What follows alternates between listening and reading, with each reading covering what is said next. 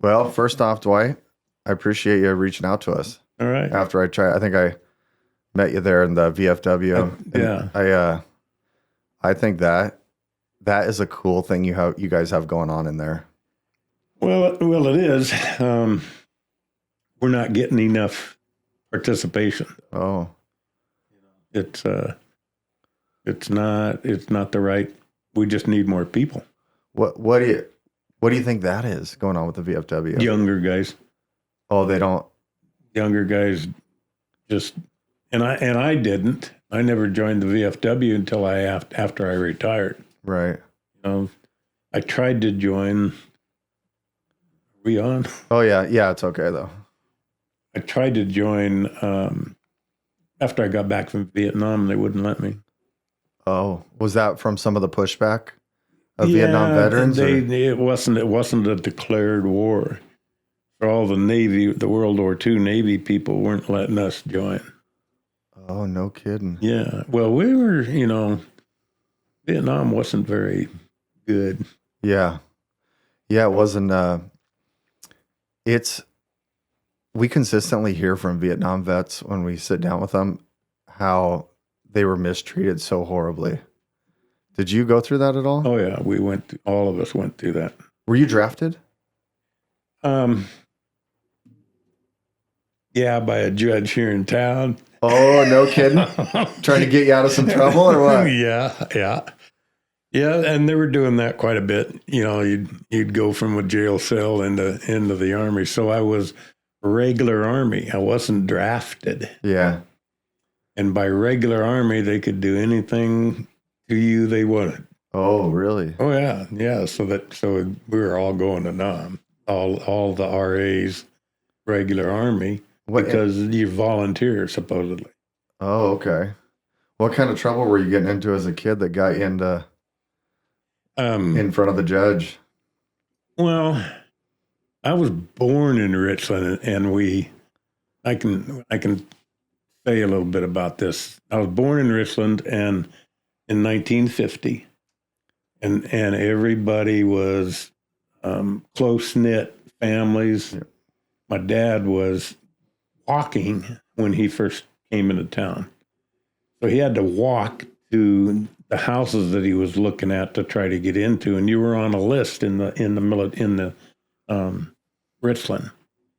So all the prefabs and the pre-cuts and all of those houses were being built, and you would be on a list to go check them out and say, I want that one. Oh, okay. So our neighborhood, was close. In fact, it's on Olympia Street in Richland, which is only 2 blocks long.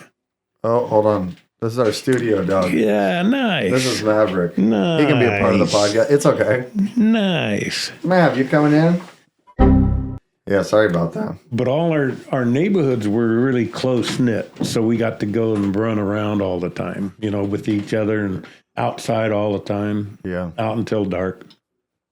Well, we stayed in that house, and a lot of the trees you see over there were planted by the homeowners at the time. I helped my dad dig a hole for sycamore trees, and they're still there. 60-year-old trees. Cool? They're big. They're tearing into the streets and sidewalks and everything.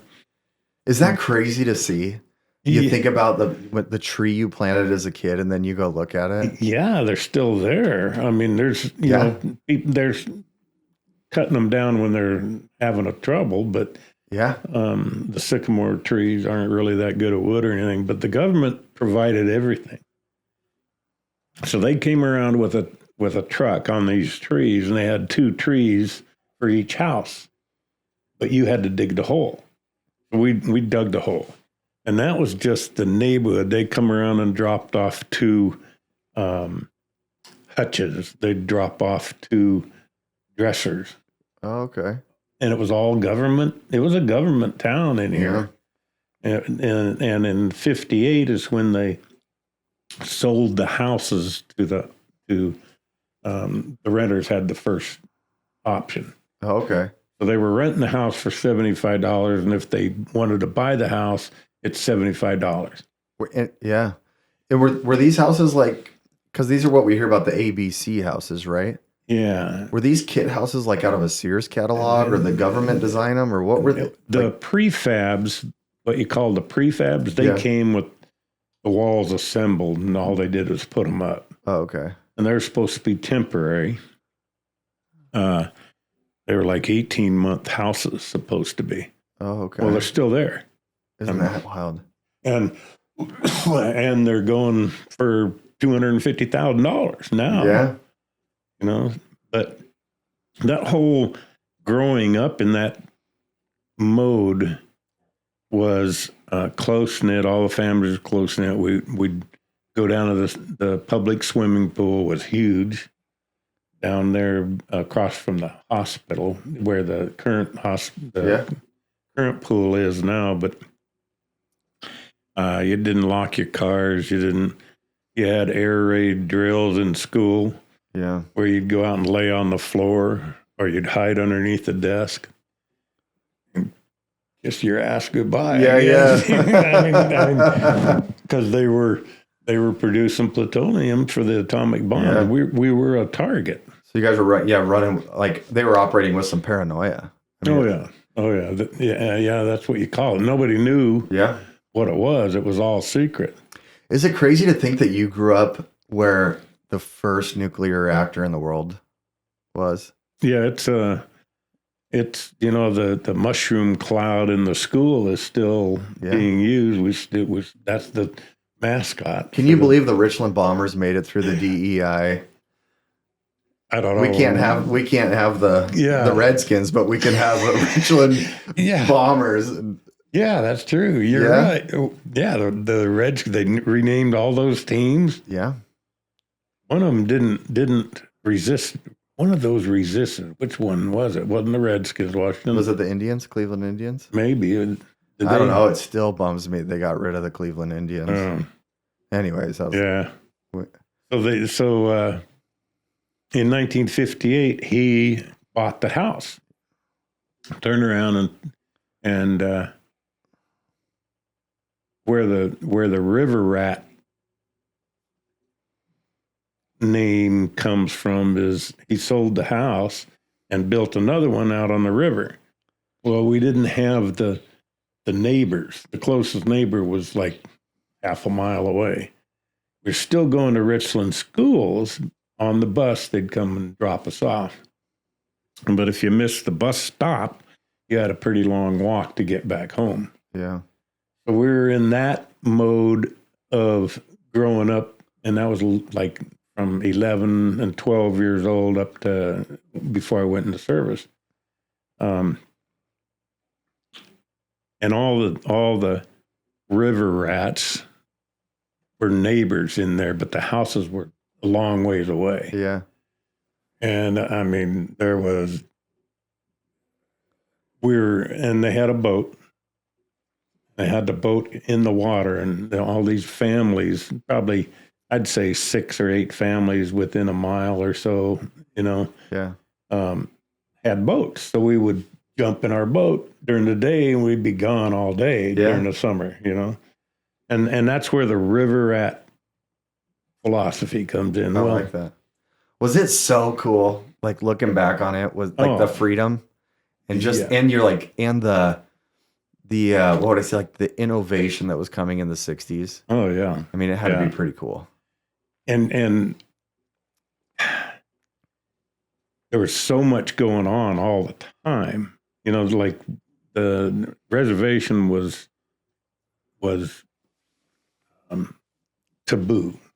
You weren't going in there. Well, they had a cable from one side of the river. Talking about the Indian reservation? No, you're talking about Hanford. Reservation. Yeah. Sorry. They had a cable going from each side of the river out to an island, Pyramid Island, and there was a big sign in there, like, don't go past this sign, you'll be irradiated. So the river rats were. That's you and your buddies. Yeah, That's so cool. We just paid attention, knocked that sign as we were going, on into the reservation. We'd go up and play with apple orchards and hunt ducks and everything up in there. It was ours. Nobody else was up there. They didn't. Isn't that cool? It was totally ours because nobody else would go up there. Yeah. They wouldn't go past that sign. Yeah, the law-abiding citizens. Yeah, and so we were kind of wild and got into driving and working on cars and gotten minor trouble like speeding tickets. Was the law enforcement cool back then, like everybody talks about? Yeah. They'd they knew us. Yeah. They knew us, so we poured beer out. Instead of, you'd have trouble getting beer. We couldn't get beer. Yeah. And if we got stopped with it and they just made us pour it out, I said, okay, we'll do that. Yeah, we're out of here, But the judge got tired of seeing me up in front of him. Yeah. So for one of the last times I was up there, he told me to write a letter. Here's your punishment. Okay, Judge, I'll do anything. I'll go in the Army. Next time you see me, I'll go in the Army. Well, a month later, he saw me. Yeah. and that's when I went in the Army. But in between all that time, we were doing a lot of fun things on the river as kids, up to 18, 19.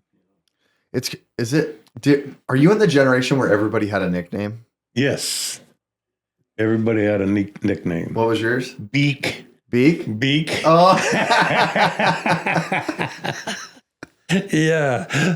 Beak and there was a Mulata and a Toad and, all kinds of nicknames. Everybody had nicknames. I think that is so cool. I love when you hear back like the stories from people and they'll reference somebody, even look at the Little Rascals, the movie The Little Rascals. You had Spanky and Alfalfa and all.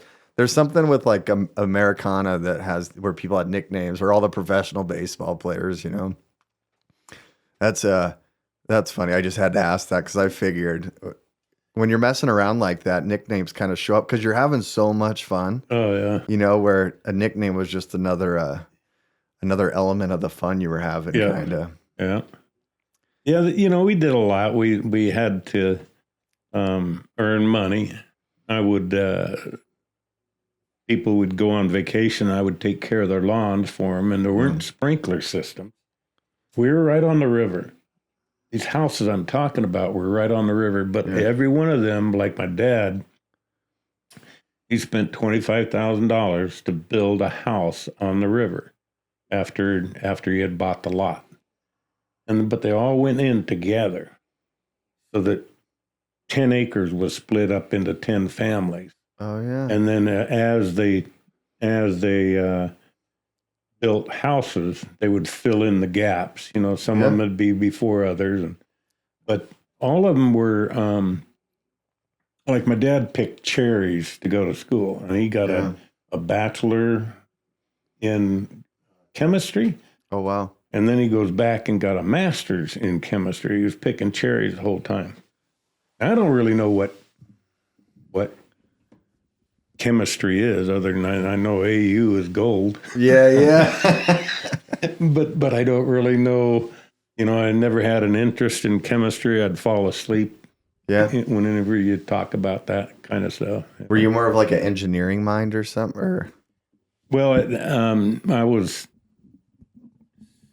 So after high school, I went to a year over here at CBC in automotive. Yeah. And we were rebuilding engines and all of that. I was doing quite a bit with cars before. Right. The cars were so cool then. Yeah. Did you guys think they were as cool as they are I mean, back then when you looked at the car, did you guys think they were just another car, or was it like no, this thing's incredible? No, we all had 55, 56, 57 Chevys. Yeah. And I haven't had one since. I've been looking for one right now. They're like a Malibu or something? I had 65 Malibus. I had 66s, out of 57 Chevys. Yeah. But they're easy to work on. You could yank the engine and the tranny real quick. Yeah. But after a year of that, I'm going, wow, I don't really, at least I was thinking that far ahead that I didn't want to do that for the next 30 years. Right. And so we didn't really know what to do. And Vietnam at the time was really just something that was long, far away, What year was it that the judge drafted you? 1969. 1969. I graduated in 1968, and I went to a year of automotive. Yep. And then I really didn't know what to do after that. I was kind of kids we just didn't. Well, after Vietnam, everybody had a 4-year degree because they went to school and stayed out of the draft. Oh. So as you're coming out of Vietnam, you ended up with needing a 4-year degree for most of your careers. To compete. Yeah. With your peers. Yeah. Yeah. And so I went after Vietnam. We're still pretty wild. We were playing volleyball and drinking a keg of beer a night, wore out the lawns on the place. Yeah. Playing volleyball with no belly buttons over the net and drinking a keg of beer and trying to go to school. So in Nam, I earned $300 for being out in the bush, infantry, a month. $300 a month. I kept $50 and I sent $250 home because there wasn't any place, we could do. Yeah. After I got out of Vietnam, I was making $300 a month on unemployment and $175 a month on the GI Bill going to school. Yeah. So I was rich. Right. $475 a month, and I was going to CBC Computers, and I loved it. I didn't like the associated classes like psychology. Right. Although I could probably use it. Yeah, I think we all could. Psychology and accounting, and later on in my landscaping business, I did all the accounting. So the accounting, at least it stuck. Yeah. But 7 o'clock in the morning for psychology, I just wasn't interested. Right. But I loved the computer side of it. Yeah. And that's where I spent my careers in computers. Was there some in Vietnam that got you involved, or I guess fascinated with computers because of the technology they were using? No, nothing, because there wasn't any cell phones, or no cell phones, no computers. Just radio communication. Yeah, radio. Everything with aircraft was still analog, probably. I don't really know what that means. Analog is, I don't. Like the old, like old gauges with the needles, old clocks with the hands. Yeah. Yeah, just using. We were using a radio that we were on our back. Yeah. Just one for our group, Right. When I first went to Vietnam, I was with a armored personnel carrier. I was a 50 gunner on top of that. Oh wow! Yeah, that's a dummy job. Yeah. How did when you went into the? You're all right with talking about Vietnam a little bit? Yeah.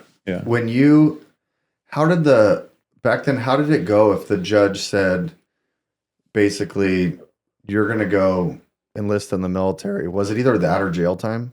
Yeah. And so you had to do it voluntarily, or did they take you right there and instead of jail, they took you to the military? Yeah. It was they would, first of all, you're in jail until you go to court. Right. A couple days, 3 days, 4 days, whatever it takes. Then you go to court. I got to ask what you did. We broke into a state patrol trooper's car and stole his hat with the badge and everything. So we were hitting the beer, we were hitting the keggers out in the boonies. Yeah. And one of the river rats was a tall guy, like a state patrolman. So he'd put this hat on, and we'd be walking into the middle of this kegger. And they would just scatter like mice in a pantry when you show up. Yeah. Well, it was my turn to have the hat for a while, and I had it in my car, and I had it in one of the cars, and I was selling the car. So here comes an off-duty person policeman looking through my car, and this is nice for sale and everything. And he sees the hat in the back, and you guys were like the Dukes of Hazzard on the water.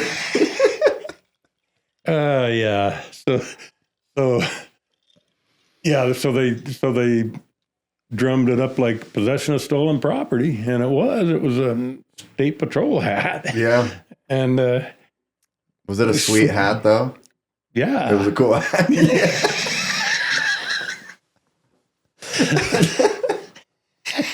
Yeah. Anyway, I'm regular Army. Yeah. So here comes the judge, and he looks at his roster. I'm sure here he is. He said, "Oh, Mr. Carey, guess what I've got here? Your letter." Yeah. Here's your letter saying you're going to join the Army. So I guess you better join the Army, and or 90 days in jail. Well, okay. Yeah. I'll go in the Army. Yeah. Yeah. But it was regular Army in 2 years. So that's all I spent was 2 years. Yeah. But they got every day out of me for the two years. They got the whole 2 years. What was boot camp like back then? It wasn't bad. They were a lot of competition between everybody. Yeah. But it wasn't, I don't remember it being really outrageous or anything. Right. A lot of times they wouldn't want to mess up their mess hall. So you walk in one door, you walk down the line with your food and on the tray, and you're eating it, and it better be done by the time you exit the door. Oh, no kidding. Yeah, all the chairs and no time to clean up. It'd been cleaned up. They weren't. Yeah, there was a lot of that. So they taught you how to eat fast. Were you guys aware of like what was going on in Vietnam very much? Because a lot of times when we sit down with World War II vets, they had no idea. No. Like they were, because media wasn't as advanced, as it is now, where they didn't get, video footage and all this stuff. So they didn't really have any idea what was going on. No. Especially the young guys. Yeah. The 18, 19, I don't know. How old are you? 27. Yeah. 18, 19, you know it all. Yeah. You do. You're graduated out of high school, and you know it all. So the ones that were smart, they went into college, I had two sisters going to school at college at the same time, and I didn't want to. I did not feel like I could ask my parents for, especially because I was a rowdy son of a gun. I didn't deserve them trying to pay for my college.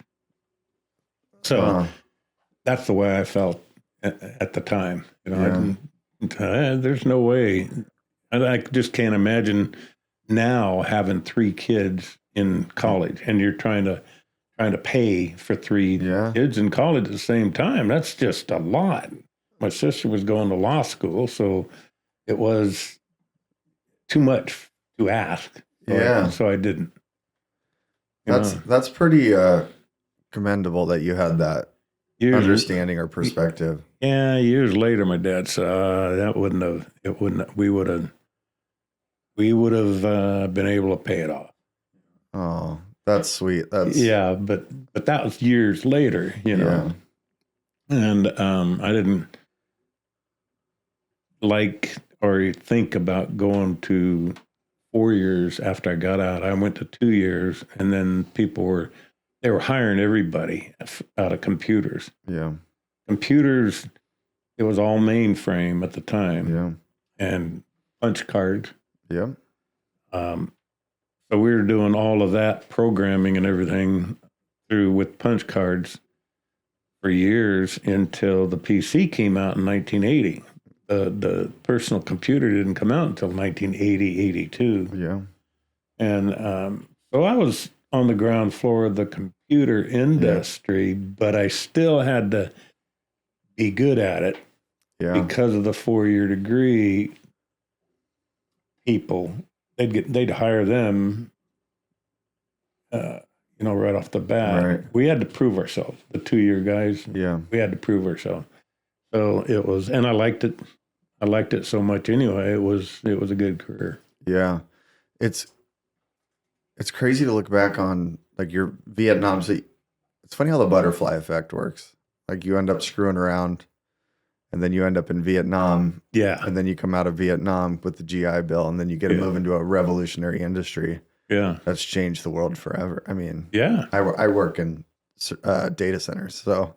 Data centers, like, for like AWS, yeah. I do controls automation for the infrastructure of data centers. So, I'll be dang. Yeah, so I see a lot of computers every day. Boy. Could you imagine the compute, like what you would back then, to compute the power that we do in a tiny little server would have taken up an orchard, It's pretty wild. When you actually in our phone. Yeah. Our phone Isn't that crazy? Stronger. Yeah. I remember seeing a video like, it had to be 15 years ago now, where they were saying they could take like the very first iPhone, and the guy was like, I could plug this in with the right cable to a 747 and fly it across the ocean and land it. Wow. And I was like, whoa. I mean, it's pretty remarkable what's going on in the palm of our hand. Yeah. We're lucky in some ways, I guess. I want to go back. When you went into the Army, when everybody went in, you have people from all over, all different backgrounds. Man, unreal. And this is during the time of segregation is still very real. I mean, yes. Did you? We don't get to talk about that very much in here. Do you have any experience with the Vietnam Wars, with bringing back then they called them colored people or whatever, African Americans? Right. Was that an issue in the military when you all got together, or did everybody attack the common mission? It was a common mission. We didn't.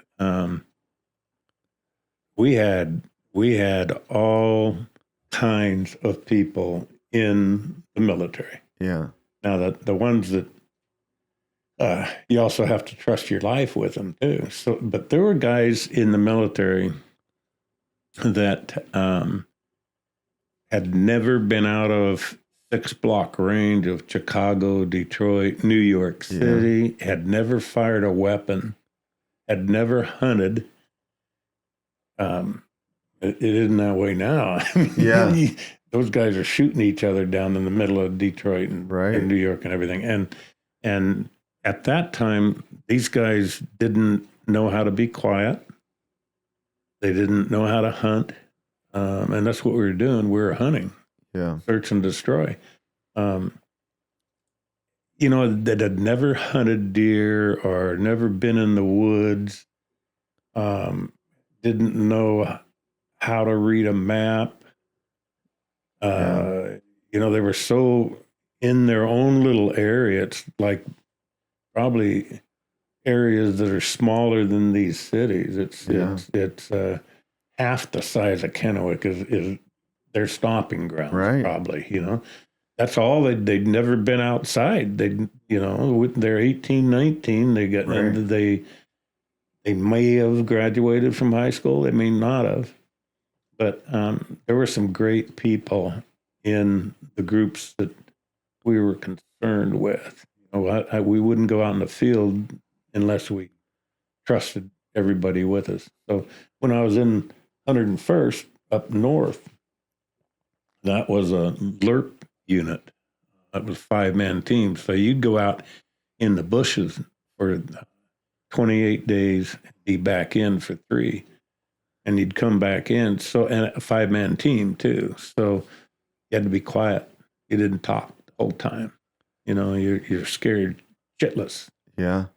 Because you're 19 years old, you're 20 years old, and these guys are trying to kill you.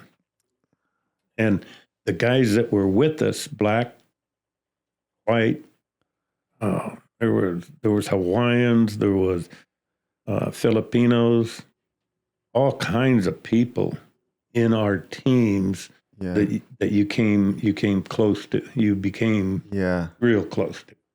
Was that remarkable to see the camaraderie come together? Yeah. I always wonder about that, because you hear through media or whatever, and you hear people talk about we were so segregated and so divided. But when it comes to survival, there's got to be nothing like the bonding that you get together. Yeah, that's what it was. It was camaraderie. That's so cool. What was I going to say? I was going to anyway. Sorry, I interrupted you. No, I do that often. That's fine. I get out there because it's like the perspective I got chills actually when you were talking about that, because I think that that's something that so many people will never understand, and I'll never understand it. I would never have the guts to do something like that. But when it comes down to survival or each other, there's something within us that you'll connect and train each other and find your commonality and be like, hey man, this is it. So you're scared. Yeah, we were scared every day, 24 hours a day. We were scared, and then to be treated that way when we came back home, I never even admitted I was a Vietnam veteran for 20 years. Never even said anything about it. Never put it on my resume. I was a team leader over there. Some good experience as far as management or leadership. Never mentioned it. Never mentioned it. Didn't put it on my resume until 15, 20 years. Really? Worked with people that I never knew were Vietnam veterans. Worked with them for 20 years. We just didn't talk about it at work at all. Didn't talk about it. It was. How does when you look back on that? How does that make you feel? I don't know. What are your thoughts? I guess when you look back on that, when you think about why did I have to hide this? Yeah. I know you never want it to happen to the younger guys coming out now, and that's one of the reasons I've been active in the VFW. Yeah, yeah. You don't want them to ever feel like we did. Yeah, I think after coming down and seeing you guys in the VFW after meeting John and Gary, I think every young adult that's over 21 should go down and just be like, hey, can I get somebody to sign me in and buy somebody some drinks? Yeah. And sit down with them, because it's remarkable. Yeah. Hopefully there'll never be anything like that again. Yeah, I hope so. When you went in there for training, you said there was competition. What were individuals competing to get to? Was it a manager, or what were they striving for to get into? Was there a special team or? Yeah.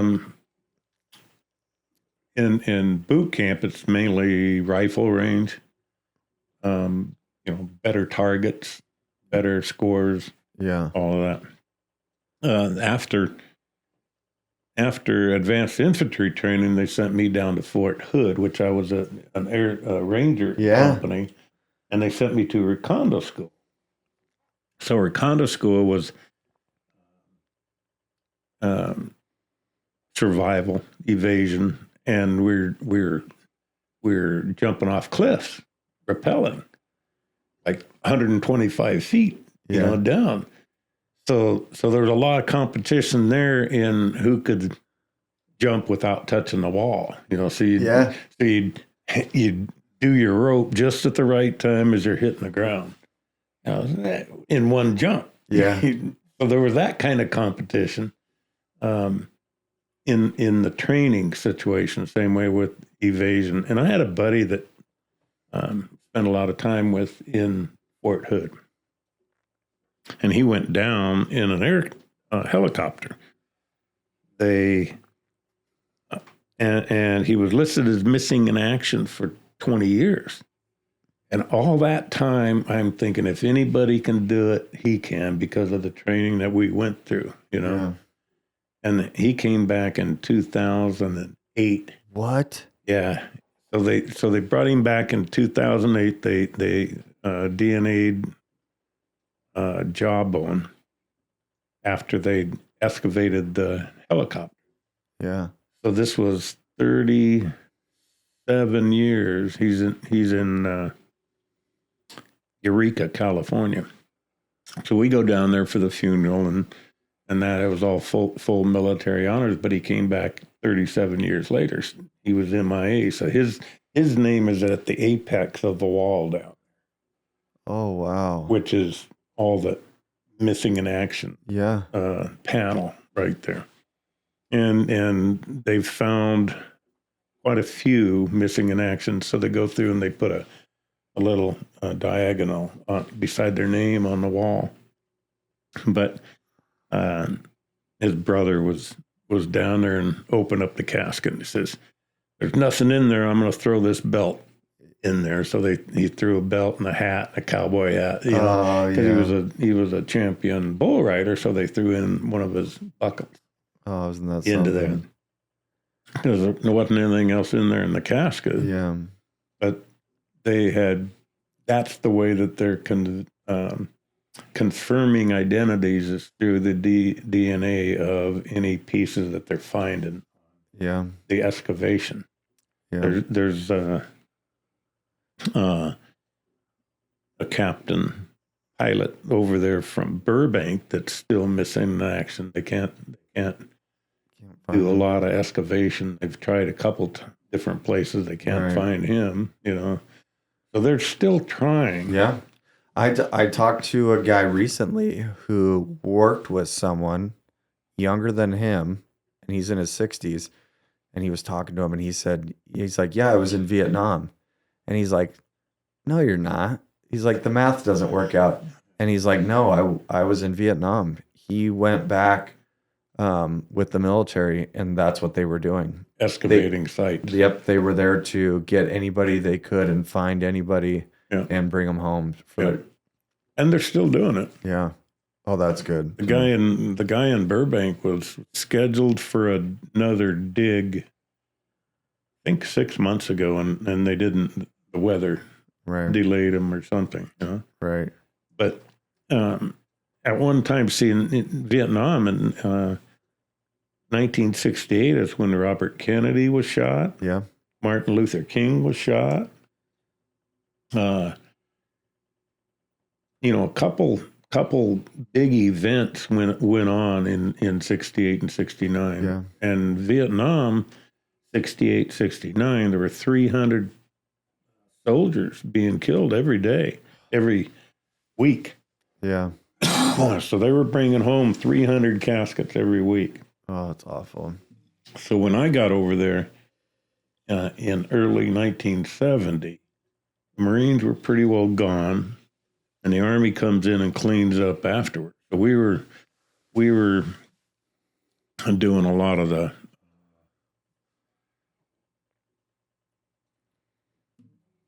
cleanup, I guess you call it. Yeah. First day I went in country. This is the first day. I was there for a day, and they send you out into the field. And I went out to this mechanized unit, and that's where they put me as a 50 gunner because I'm the new guy. Yeah. Well, I get up there, and I never smoked cigarettes or nothing. But when I got up there, behind that 50 gunner it's steel about this much, not anything that's going to stop anything other than a bullet. Right. And the RPG will go right through it. Well, I get up in there and I'm thinking it's big, all nice, nice weapon and everything. And shit. When the shit hits, I start smoking these old cigarettes from C rations, 1945 C rations. Yeah. Hunkered down. I'm just going, gee, what the hell did I get myself into? Judge, where are you? Yeah. But first night I was in there, and that was a pretty rough time, 25th Division. Yeah. First night I was there. These guys had just come back from Cambodia, so they were pretty bloodthirsty. And they were setting up mechanical ambushes with claymores. You know what a claymore is? Oh, yeah. Well, they'd string 6 or 8 claymores together with deck cord and then do a tripwire on it. Well, they'd go off in the middle of the night and they would respond to that mechanical ambush. Well, the first night I was there, these guys all take off. They're making noise. They take off and they're responding to this mechanical ambush. And I'm just going, what the hell? And the company commander comes along, Kerry, let's go. So I jump on his track and show up out there at the mechanical ambush, and there's a couple of guys fighting over a fire axe. I'm going, what the hell? Here are these guys, American troops, fighting over this fire axe. Well, they were wanting to chop this guy's head off because he wasn't Chu Hoyan. Yeah. So here you had a 50 gunner up on top that was shooting this bush. Because this guy wouldn't Chu Hoy, they're going Chu Hoy, which is surrender. Yeah. And before they got the word out, they'd be rattling off 50 gun right into this bush. And I'm just going, what the hell? And they ended up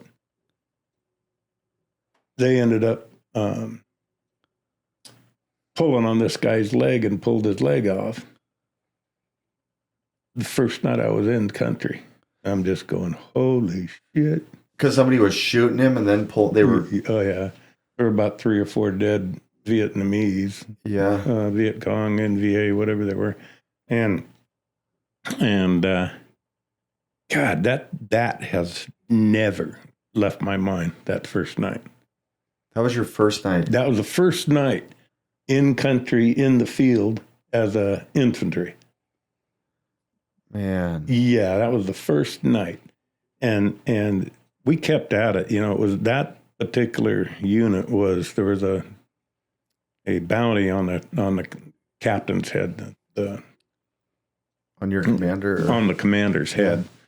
Yeah, so his picture's placed on all these trees. Every once in a while we'd see a poster up on him, Yeah, they weren't just texting out photos of people back then. They'd post them. They would actually print them and so there was a mass media involved to print these. And well, so the 25th Division was headquartered. The main base, we never went in there. We'd be out in the field, but the main base was sitting on top of Cu Chi tunnels. You've heard of them? Yep, we just met a guy in the airport 2.5 weeks ago. That was I think he called himself a tunnel rat. Tunnel rat. Yeah. Well, our main base, American main base, was on top of the Cu Chi tunnels. And right now, Cu Chi tunnels are it's a tourist attraction or tourist something? attraction. Yeah. Yeah. Yeah. So they knew where we were all the time. And they knew where the whole dang division was. Probably because a lot of times on the bases you get help. So you have Vietnamese civilians coming in and cleaning the hooches and messing with your, doing laundry for you and things like that. Well, those guys were Viet Cong in disguise. So they knew where we were all the time. All of our main, operations, they knew where we were all the time. Why were we not more diligent or paranoid to have our own people doing that stuff? I don't know. We're like, I don't know. I never could understand all of that. Yeah. Because we were fighting an enemy that looked the same as your hooch people that would clean up, your mess halls and things. I mean, they knew exactly the good targets. They would relay the coordinates to the enemy. I mean, hell, we were fighting a weird type war.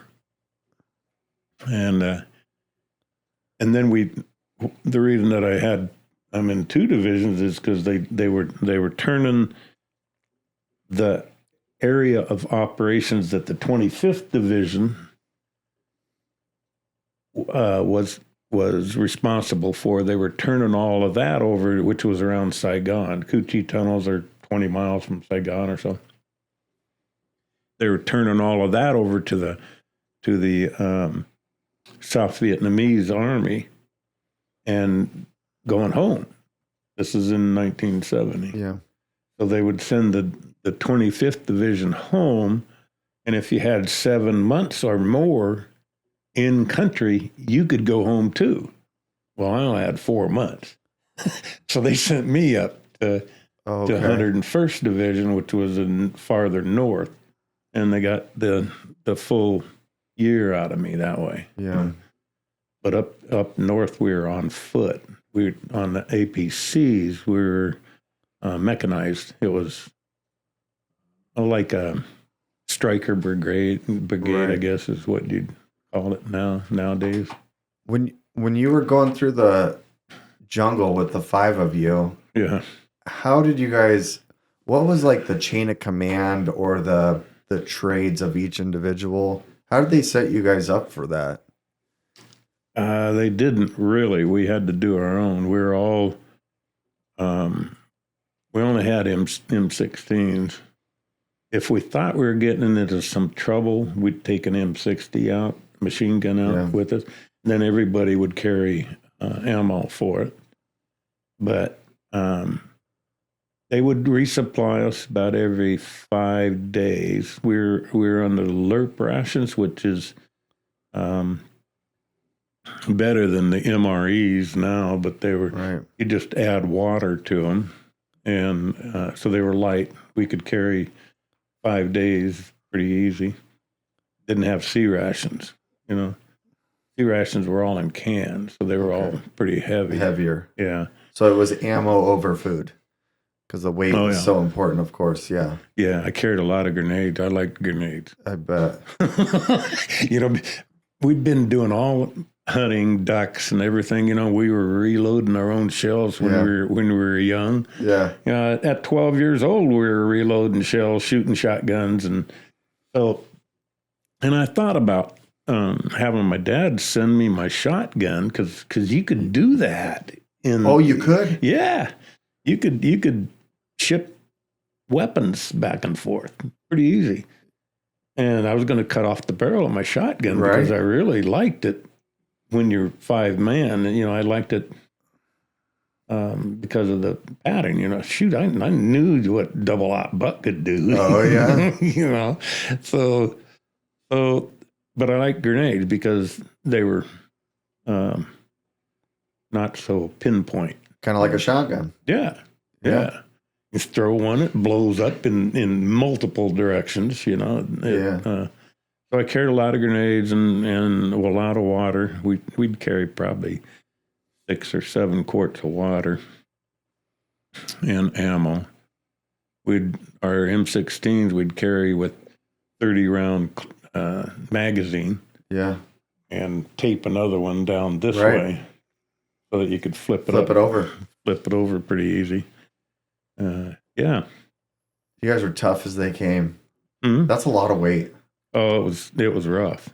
Yeah. We never walked on trails. We never walked into the middle of Agent Orange because Agent Orange just cleared out your vegetation. Yeah, so you could tell. Yeah, so we weren't going to walk down in the middle of that. You know? You stayed in the jungle. Yeah, because they couldn't see us that way. Yeah, but still, we ran into Agent Orange barrels and things like that. You know, empty barrels because they'd spray it and empty the barrel and just kick the barrels out of the back of the planes when they were doing that. Yeah.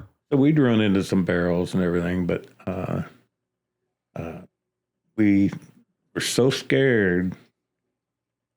We stayed hidden almost all the time. All the time. When you say scared, were you scared at the time or were you scared looking back? Oh, no, we're scared at the time, all the time. I always wonder that because you hear about like, I don't know, because I've never been in this situation, but how people say that like hone in for survival. Is that real or do you stay very shooken up? The honing in on survival is when somebody starts shooting at you. And that was common? Yeah. Oh, man. Because then you're honed in, you're living, and you think there's only one way that you can get back home. You always have that back home. You always have that girlfriend, or you always have that mom, or you always have that dad that you can get back home. You don't care about the brothers and the sisters. You weren't so worried about that. You were worried about yourself getting back home. Yeah. And that's just a flash, you know. But it would happen quickly. Oh yeah, it happened quickly, and you know, usually about the time you hit the ground, you go, God damn, I got 63 days left, or I've got 163 days left, whatever. I got to get out of here.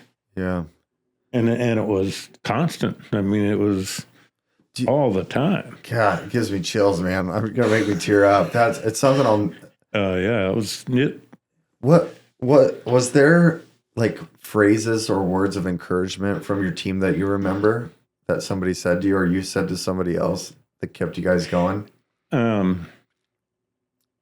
Most people think of like Forrest Gump, you know, where what's it, Bubba sitting there and he's like, I want to go home, Forrest, you know, like there's always those things. Is there something that ever stuck in your mind or something you said to somebody that maybe helped them? Well, different occurrences stuck in my mind. Yeah.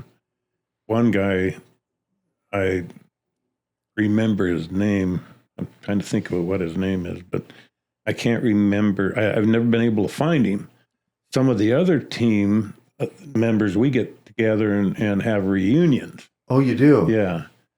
So we were having reunions about every other year. And Kincaid is this guy's last name, but he stepped on a booby trap. I was right next to him, and this booby trap was in a creek. These guys had ambushed us, and we were up looking around a little hooch, and they started taking fire down below, so we went down this creek, not the same trail that we went up to get up to the hooch. Anyway, he stepped on a booby trap, and I went, clack! And what it is, it's a what do you call it? A pressure device. So he stepped on this booby trap, and it went clack. And he looks up at me, and I look over at him, and we froze for that second. And then we said, let's go. That's what I told him. Let's go. And we jumped off. And it was, you know, it didn't go off because it had been sitting in the water. But he always had a lot of respect for me because when we looked each other in the eye, I said, we can do it. Yeah. You know, we can do it. Let's go. And we jumped, you know. But those kind of things, our team members were really tight. And that's why we're still having reunions. Yeah. You know, they're still, out of that 8 months, though it wasn't anything like the first 4 months I went through as a 50 gunner. We didn't get shot at nearly as much. I know one time we were sitting down next to a trail and we were eating, and I had water in my Lurp ration that I was fixing, and all of a sudden a bunch of mud just flew right up into my face. And it takes you a minute. Oh shit, somebody's trying to mess with my lunch. Well, they were trying to shoot me is what they were trying to do. Yeah. Bullet hit and went right in there, right in between my legs. Wham! And it just threw up all kinds of mud on me, and I'm just going.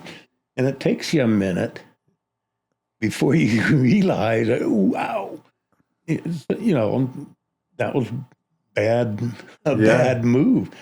And you go back and you try to wonder, how in the hell did this guy get a good sight on me? When you're trying to stay quiet, and you're trying to stay hidden, and you're not talking, you're not smoking. Right. How in the hell did this?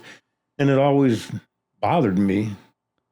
But the rest of the guys, they went quick. I mean, they just started returning fire. I was rolling around and getting my hands on my rifle before, and those guys were firing him up. Yeah. but it was kind of strange about how you can let your guard down. Yeah, even in that scenario. Yeah, even though you're scared and you're trying to do the best you can, something happened to where he could have put a hole right through me. Inches away. Yeah. But we never ran into much. As the recon team, you're supposed to go out and you're supposed to observe. You're not supposed to engage. Right. Well, we engaged when we could. We wouldn't engage 20 of them, but we'd engage 3 or 4. Right. Was the recon team susceptible to capture? Pardon? Was were the recon teams, because they were so small, were they more susceptible to capture compared to big teams? Well, the big teams, or I guess aviation people going down, I'm sure. I was glad that I was in the 5-man team, because you go out with 20, 30 guys, they're noisy. Yeah. They're like a herd of elk. Yeah. And even then they were wearing steel pots out in the boonies. They were the leg units, the normal units. Yeah. You get 30, 40 people out there. They're not hiding. What I was telling you is that you have guys from Detroit and New York and everything else that don't know how to be quiet. Right. At the time. So we were 5-man I was. That's crazy to think about, that quiet in the city and quiet in the country are 2 different quiets. Oh, yeah. I never thought about that. But you do hunting, don't you? Oh, yeah. So you know what I'm talking about. Yeah. You got to be quiet. Yeah. Or else that deer is going to hear you and be gone. Hell, anything. They're going to be gone. And you know how to walk. Yeah. You know how to be quiet walking. Yeah. Yeah. You get people that have never been out in a sand dune. They've never been anywhere. Right. And that's what our draft was, drafting everybody. Yeah. Everybody that was able, 18, 19, they didn't have really a lot of experience to be out hunting or anything after high school, When you were, you need a beer or any water or anything? I got beer for you if you want, just so you know. I got a special beer for you. I don't keep beer in the house. Go ahead. Oh, we're at 1 hour already?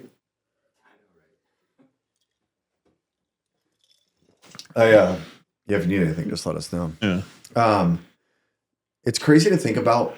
You talk about hunting a couple times, and I was thinking, and then being hunted. It's funny that the way you're explaining it, the skills that you use to hunt are also the ones that protect you from being hunted. Oh, yes. Oh, yes. Just the movement, the walk, staying steady, because you realize, I realize how powerful we are when you're talking about that. The only thing that keeps you alive when you're hunting animals is that a lot of them don't have weapons like we do, or they'd get you. Bingo. If they saw you, they'd get you. Yeah. Yeah. And Ernest Hemingway has a beautiful saying. There is no hunting like the hunting of man. Once you hunt men and like it, there's no more hunting. And that's true. Yeah. I went after deer. After I got out of Vietnam, I went hunting for 3 or 4 years, and I just haven't had any desire Really to shoot deer. But if they could shoot back, that might be interesting. Right. Yeah. You know? But we're hunting men that would shoot back. You know, Wiley. One of my good friends, Wayne's been with us, and he's a Green Beret. Yeah. And we did a side podcast with him just to document their story. And I get chills a lot during these, so it pauses me for a second. But they hunt all over the world. Him and his wife was a good friend of mine for a long time, a couple decades. And he said with animals, he has remorse every time. He said something about an animal with a bow. And he said with man, he said the exchange of, what did he say? I forget how he worded it. Basically, the exchange of power is fair, is kind of what he insinuated. Yeah. What he told us was he's like, he's ended a couple human lives and felt much less than when he pulled back on a compound. On an elk. On an animal, yeah. Well, because the military teaches you that your enemy is dogs, not any better than dogs. Yeah. No, they really do. They teach you the human life is nothing. Yeah. That's what they intend to teach you in the military. How did that make you feel? Because you seem like a pretty empathetic type or understanding individual. To have the compassion you did for your parents in college tells me that you probably understood a deep perspective of things. Was it hard for you to take that in? What do you mean by that? Like when they're training, did it feel so against your character, or was it survival? You don't have to answer these questions. It was more survival. Yeah. The time that I was with mechanized unit, that was some nasty stuff. Yeah. And that was search and destroy, body count. That's all they were interested in. And we were blowing up people so bad that you could find full left leg and a left foot, and that's 2 bodies. Oh. And we were blowing them up around garbage pits. Yeah. When we'd leave, we'd go from one night position to the next. And we had booby traps. We call them mechanical ambushes because the booby trap is specifically in the Geneva Convention. Yeah. The booby traps. Mechanical ambushes with a battery, that's the way the United States got around it. That's the way we got around it. Yeah. And Vietnam was not a signer of the Geneva Convention, so they could use booby traps anyplace. Yeah. We were mechanical ambushes. When you look back on what the Vietnam War was about stopping the spread of communism, is that what you felt at the time, or did you know? That's kind of what we felt at the time. I think we were all trying to. We were all Americans. We were all. We didn't question. Yeah. You didn't. know how to question authority or what we were being told. Yeah. So it was a dominoes theory that we didn't know Kennedy was involved in Vietnam and the U.S. was overthrowing governments, and they probably still are. We're still hearing things. Even trying to overthrow our own. And I'm not talking about January 6th. And I never did believe that Lee Harvey Oswald was the only shooter on Kennedy. And we still haven't heard all of the stories there. We're getting there. Why not? It is wild to think about that you're just right around 20 years, 25, I guess, years after the atomic bomb. Probably, 69. 45 to... Yeah, 69, that's 70. 25 years. Yeah, that's nothing. Yeah. And to think that... I always look back on that. I wonder if you think about this. Because from different generations' perspective, and I would never served in the military or ever had the guts to do that. But I always look at,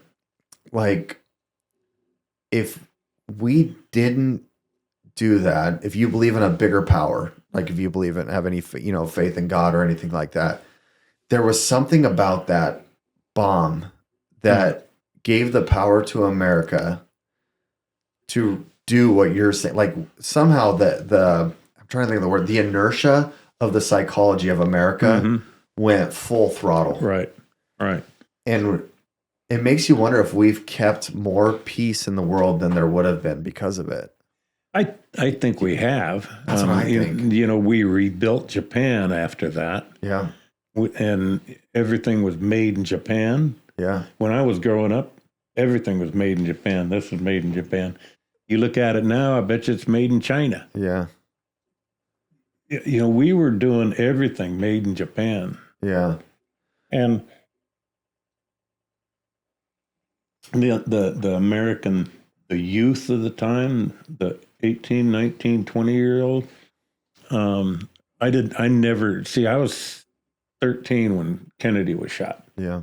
And we were, like I said, we were doing shotguns, reloading shells, everything else. It just didn't seem like one guy could do that. Yeah. Especially when his head was going back. So I always had that doubt in on that particular issue. Isn't that crazy? Which is a big issue as far as I'm concerned. Oh, yeah? Because I think there was some other involvement in there. Yep.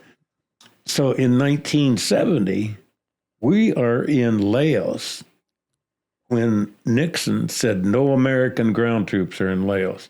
And I knew we were. Yeah. We were over there close to the Ho Chi Minh Trail. We were in another situation where we couldn't move or talk because we were so close to, it was a highway. Ho Chi Minh Trail was a good sized and a well-maintained dirt highway. Yeah. And we'd bomb the heck out of it and they'd come and fix it the next day. Well, we were in Laos on a mission. We knew we were in Laos, and Nixon told the people there are no American troops in Laos, no American ground troops. There was American helicopters. Yeah. And so I didn't, I lost my faith. Yep. Right there, along with Kennedy's assassination. I lost my faith. I mean, the government, and I think we're hearing more and more about it. Yep. Especially about all that's been going on in the last 3 or 4 years. It's wild. Yeah. There's a lot to be uncovered. You're the first person that I've ever sat with and has connected I would say the engineering or the experience of hunting and that environment that a lot of more conservative people live in, where you get an experience, I would say, in, let's say, hunting camp and hunting, let's say, for 3 weeks straight. And if you're able to, shoot targets and experience weaponry and just the way you move through the woods and everything, when you start to look at history, you can look at things and be like, that doesn't make sense. Yeah. When you look at these big events, because big events, there's normally some sort of like tragedy, right? Let's look at when they tried to assassinate Trump. Yeah. And people are trying, everybody out here, the people that live in the city are like, this is Hollywood. He's faking it. And then anybody that's ever been around, because they've never been around weapons, they don't understand anything about shooting. It's like, no, you don't understand that a person can shoot a bullet even and nick your ear, even if it's like 1/1000th of an inch, and the energy off of that bullet can cause a wound. It can open it up from the energy. Yeah. And I have multiple experiences hunting. We can go into that later, but or even there's people that have shot 338 like Lapuas by an elk and missed its head, but it's knocked it out. Like there's been on film where it's gone just over and the percussion has kind of destabilized it for a minute. Yeah. Or 50 cal. Maybe they're 50 cals. I saw a video of it where they show it misses and it lays it over for a second and gets up. Yeah. But it's like I just wish people were more open-minded to be like, maybe these people have a different life experience that makes them understand this situation differently than I do. And I feel like we get a better chance at that being out in nature. That's what my rant's about. You know what I mean? Yeah, like just the idea of how you wanted a sawed-off shotgun. Yeah. It's because you'd experienced that. Yeah. The like when Trump, that guy, he lucked out by turning his head. He really did. It's wild. Yeah. And then the guy also, he put out like 6 or 8 rounds. Yeah. I didn't think he put out that many rounds, but before they got him. What's wild about that is I was telling, first of all, when that first happened, we're going to go on a sidetrack here, but we can for a little bit. Yeah. Because we're going to have to do this again. I want to get it. But I actually filmed something. We came in and filmed because of it. And I said that right off the get-go. I was like, you got to understand. First of all, people were like, it was a failed assassination attempt. I was like, no, he got the attempt off. Like because he literally turned his head and that was it. Anybody that's ever hunted has long enough has had that happen with a bow or something. Yeah. Or in flight, just the turn of that angle, you're talking the difference. So what we did is we went shooting. I brought somebody that only shot gun once before, 73-year-old guy, Ben Grelly, had him on the podcast. We took him to the rifle range. Yeah. And I'm like, hey, you remember how close that guy was at Trump, 130 yards? I was 130 yards. Yeah, I'll hand you my rifle. That's a 200-yard target. Aiming at the middle. And he touched the bullseye. And I was like, understand how lucky he was. Oh, yeah. Yeah. I mean, it's divine intervention. It had to be. So, okay, so trust in the government. Are you all right with going on this subject for a few minutes? Yeah. Okay. Yeah. Because it's cool to talk about this from generation to generation, a couple generations away. But when you think about how they were talking about how there's no communications on his phone, how everything was encrypted, the guy, Thomas Crooks or whatever. Right. And he was in a BlackRock commercial. Did you know that? No. Yeah, he was in a BlackRock commercial a couple of years before and he was in a school. And I was talking to, you were in the military, and I was right away when people were telling me this, I'm like, I want you to understand something. Everybody's like, there's no way. I'm like, do you realize that our CIA already knows how to profile these people? They already know how to get into these chat rooms on video games and be like, hey, download this app. I'll talk to you about video games over here. I don't want people to get our secret codes or we don't, we're going to run these missions together.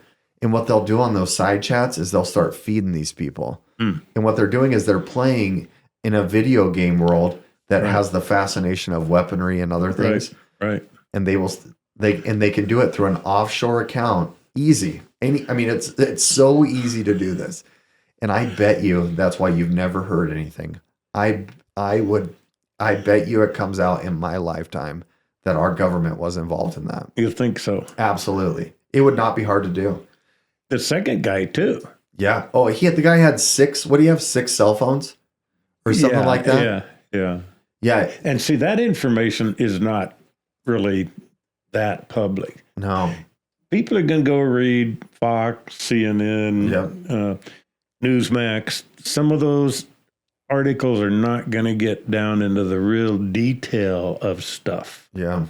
They're not going to tell you some of the history back in there. Right. And you start tracking it. Oh, that's kind of neat that what they're doing is they're tracking the cash flows now. Oh, yeah. And they're able to track the cash flows a lot more than people really know. Oh, yeah. And all of that technology wasn't there with Lee Harvey Oswald or Martin Luther King, when he was killed. Right. That guy took off and they couldn't find him for 5 or 6 days or whatever, But and the bullet trajectories and all of that, there's so much technology nowadays that should be able to stop some of it. Yeah. You think about that. What you're saying, I bet you they have, and we just have never heard of it. You mean stopping it? Or yeah, I bet you they've stopped some we've never heard of. That's what I always think about. Like, I don't always think about it, but when something like this happens, I'm always like, man, just think about it. Because how many crashes do you get in when you're driving by yourself, or you almost get in that you never tell people about, or something? You're like, oh, I messed up there. I didn't tell anybody. Ooh, that was a mistake. Yeah. But there's, it's gotta be, it's just the way the world works. Like, there's something out there that goes on that I'm sure that we never hear about it. And you talk about cat, like now how you can track the money. If there's one thing that, everybody, my grandma's still like pen and paper, about everything. Yeah. If there is one thing about the digital world is if you put, I'm not saying this is like an offense to the older generation is strictly by definition, but the ignorance of the digital world of the older generation is, I think, sometimes why they are the pushback right now on these young people with like Doge is so harsh is because maybe there's a misunderstanding. They don't understand They don't understand it. And there might be a little paranoia in there where it's like, man, they're going to track us down. Well, there is a lot of paranoia. There's probably good reason. Yeah. These guys have been spending a lot of money on things that aren't even real. They're not even real. Yeah. I was reading something today about it. What was it? Oh, I know what it was.